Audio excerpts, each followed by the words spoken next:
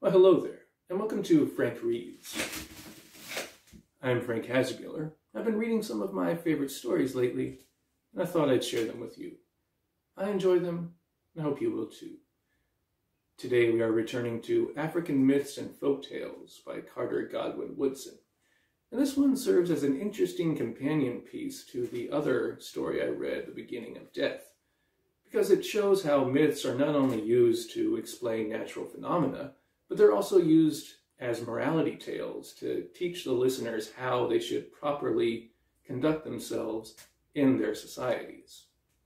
That's why so many folk stories and myths involve people doing good things and then being rewarded.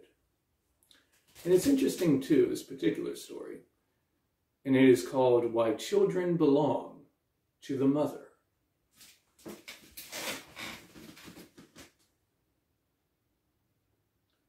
There was once an animal called Ijam, which had two sons named Obagud and Igve.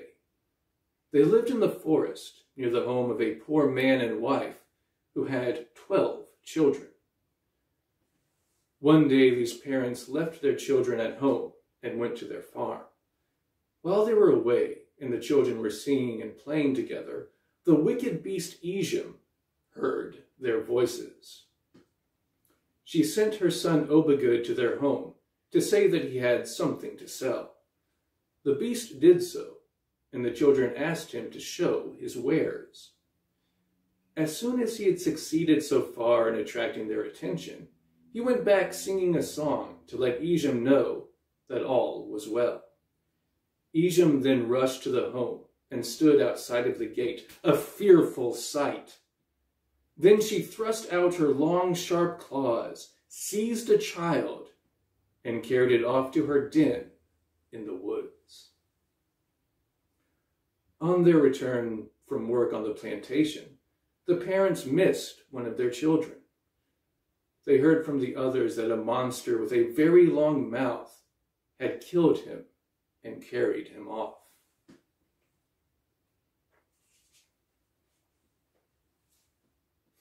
Long they wept for their lost child, and when the time came to go to the farm next day, the father bade his wife to go alone while he waited at home to catch Ijam. At first the woman would not go, but after a while her husband persuaded her, so she left him and went on. At noon the beast set out her other son Igve, telling him to say what his brother Obagud had said the day before. He did so, and again the children asked him to bring out his wares. He then ran homeward, singing as he went another song as a sign to Ijam that all was well. When Ijam heard this, she again came out to take one of the children. She came to the gate as before. The man was well armed, but at the horrible sight of the beast, he lost his courage. He ran for his life through the forest. He left his children helpless before the greedy monster.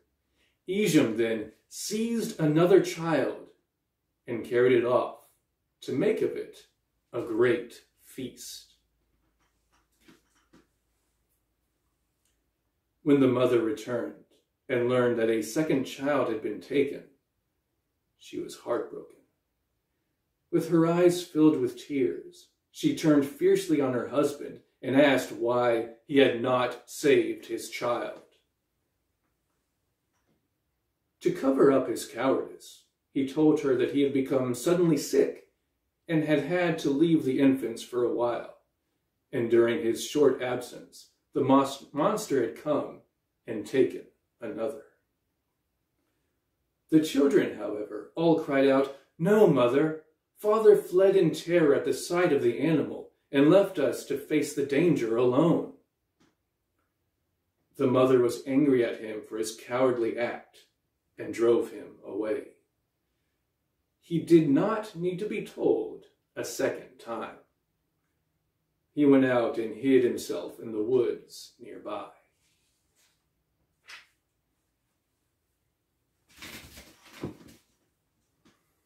The mother said she would risk her life to save her children. She got a very sharp sword and waited for the beast, which came again as before. and thrust her head through the gate to seize a child. Then the woman took courage, faced the danger, and killed the beast. The children gave loud shouts of joy.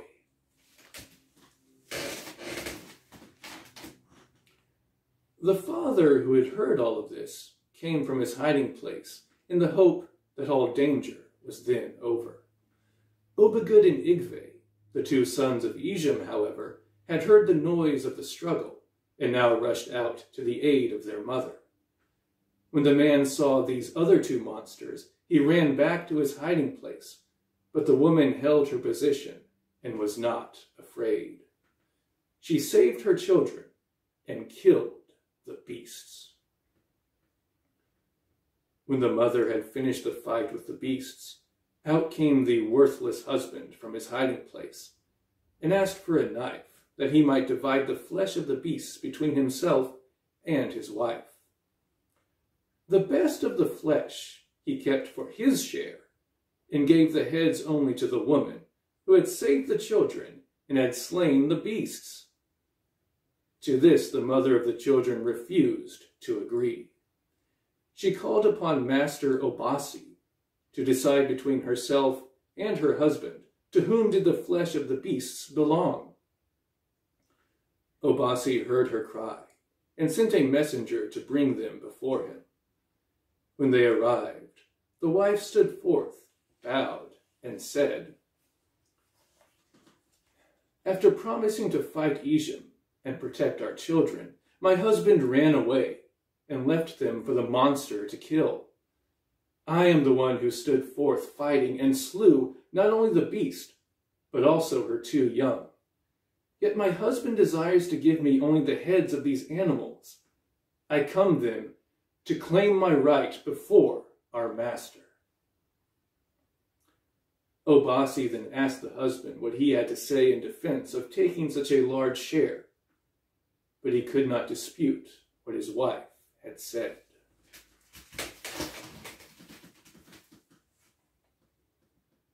It was clear to Obasi that the wife had the brave heart to defend her children when their father had fled in fear.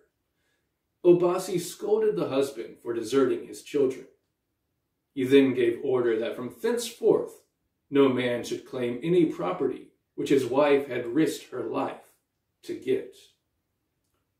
Obasi also said that, should the wife choose to take the other 10 children away from her husband, she should be permitted to do so, for she had suffered much for their sakes.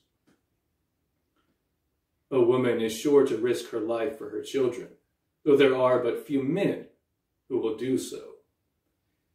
It is because of this decision that when a woman leaves her husband and returns to her parents, she may be forced to give up all gifts received from him, but not her children, nor any other thing for which she may have risked her life.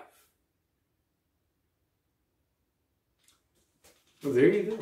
There is the African myth that explains why the children belong to the mother. It's very interesting because it's a proto-feminist story. The woman is much more helpful and much braver than the husband. So it's very interesting because not only is it a very old story, but it was also first published in this book in 1928, long before modern feminism was a thing, and just a mere 8 years after American women were granted the right to vote. But it's an interesting story, and I really enjoyed it. I hope you did too. And I hope you'll join me next time. And until then, keep reading.